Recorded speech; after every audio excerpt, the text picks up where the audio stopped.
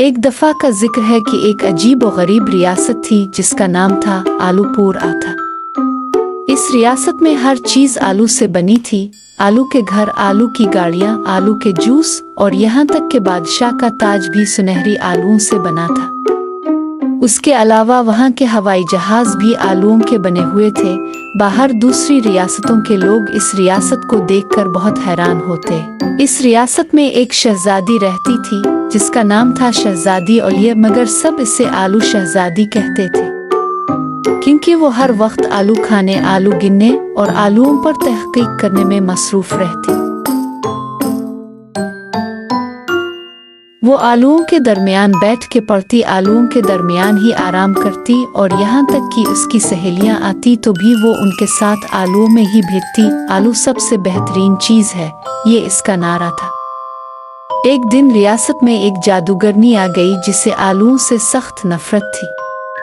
इसने गुस्से में आकर महल पर एक जादू कर दिया और कहा, जिस चीज़ को तुम सबसे ज्यादा पसंद करती हो आज वही तुम्हारे लिए मुसीबत बन जाएगी।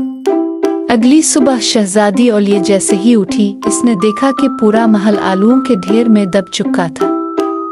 हर जगह आलू ही आलू थे, सीढ़ियाँ और आलू, कमरे आलू और यहाँ तक कि खिड़कियाँ भी आलू से बंद हो चुकी थीं।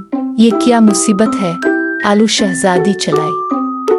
वो आलू पसंद तो करती थी मगर इतने ज्यादा आलू देखकर उसका सर चकरा गया। शहजादी ओलिया ने सोचा और अचानक एक जबरदस्त आइडिया आया। इसने पूरे गांव के लोगों को बुलाया और ऐलान किया, आज से 3 दिन तक हमारे महल में जश्न आलू मनाया जाएगा।